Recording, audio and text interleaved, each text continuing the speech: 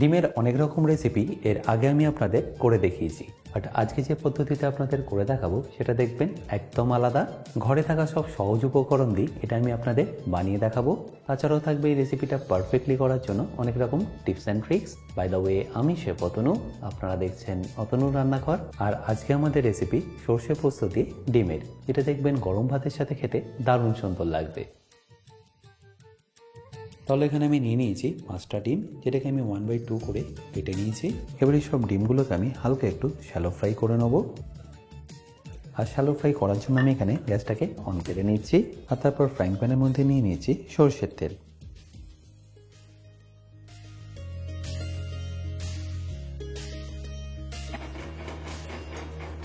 আর ডিমগুলো দেওয়ার আগে আমি এর মধ্যে দিয়ে দিচ্ছি অল্প একটু নুন, অল্প একটু হলুদ গুঁড়ো, আর তারই সাথে সামান্য একটু কাশ্মীরি লঙ্কার গুঁড়ো।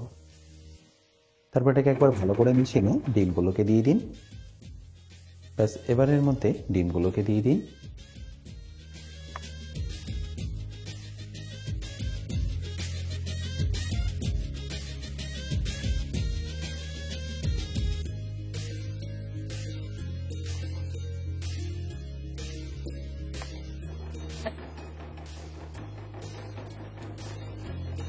এবার ফ্লেমটাকে লো রেখে এর দুটো সাইডে আপনারা এবার ভালো করে ভেজে নিন।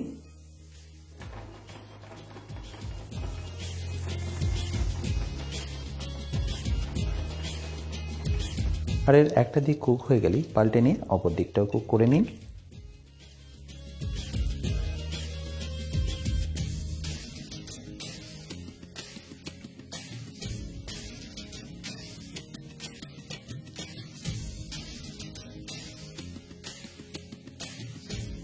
আচ্ছা, এখানে বলে রাখি, আপনার যদি অতনু রান্নাঘরের ইউটেন্সিলগুলো কিনে নিতে চান, লিঙ্ক আমি ডেসক্রিপশন বক্সে দিয়ে রেখেছি। অ্যামাজন থেকে সেগুলো আপনারা ইজিলি কিন্তু কিনে নিতে পারেন।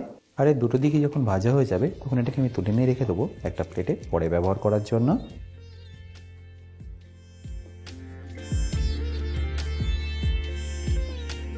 আচ্ছা, এবার একটা আপনাদের এখানে পেস্ট তৈরি করে নিতে হবে। তার জন্য একটা মিক্সি জার নিয়ে আমি এখানে নিয়ে নিয়েছি 1 চা চামচ কালো সর্ষে, 1 চা চামচ সাদা সর্ষে, তারই সাথে যাবে ঝালের জন্য কাঁচা লঙ্কা, 7-8 কোয়া রসুন, 1 চা চামচ যাবে পোস্ত,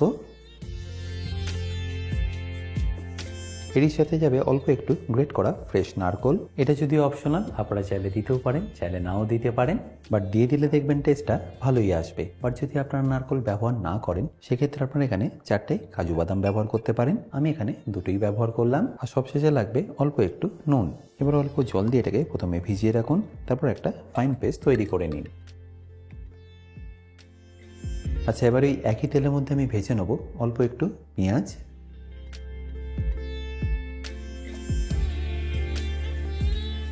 খুব বেশি পেঁয়াজ এখানে আপনাদের লাগবে না, 1 থেকে 2টো পেঁয়াজ দিয়ে দিলেই হবে। ফ্লেমটাকে মিডিয়াম রেখে এটাকে ভালো করে ভাজতে থাকুন।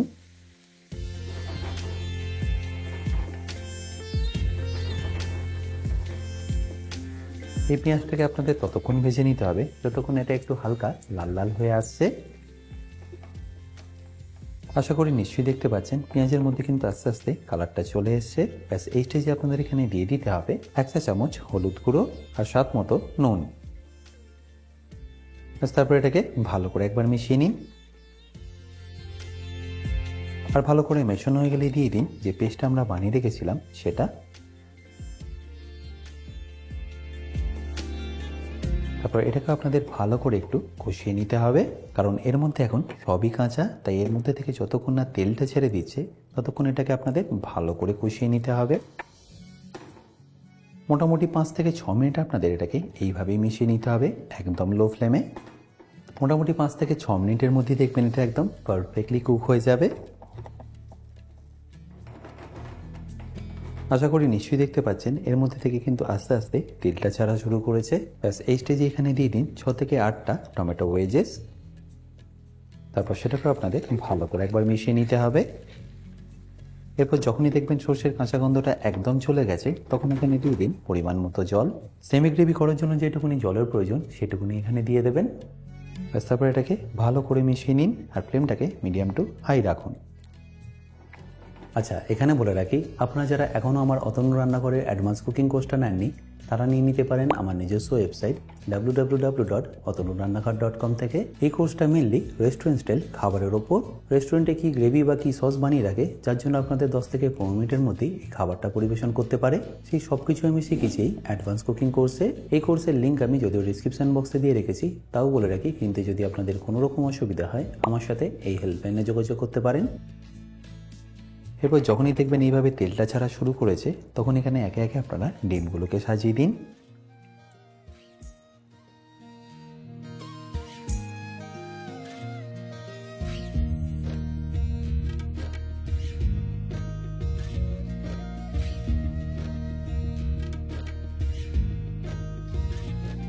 ডিমগুলো দেওয়ার পরে এটাকে একবার ভালো করে এইভাবে মিশিয়ে নিন আর তারপর ফুটিয়ে নিন আরও 3 থেকে 4 মিনিটের জন্য।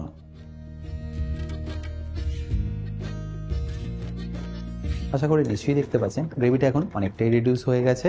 ব্যাস এবার ফাইনালি এটাকে আমি ফিনিশ করব কয়েকটা কাঁচা লঙ্কা আর সামান্য একটু কাঁচা সরষের তেল দিয়ে। আশা করি সিম্পল রেসিপিটা আপনাদের নিশ্চয়ই ভালো লাগবে, আর যদি ভালো লেগে থাকে অতি অবশ্যই কিন্তু আমাকে কমেন্টে জানাতে ভুলবেন না।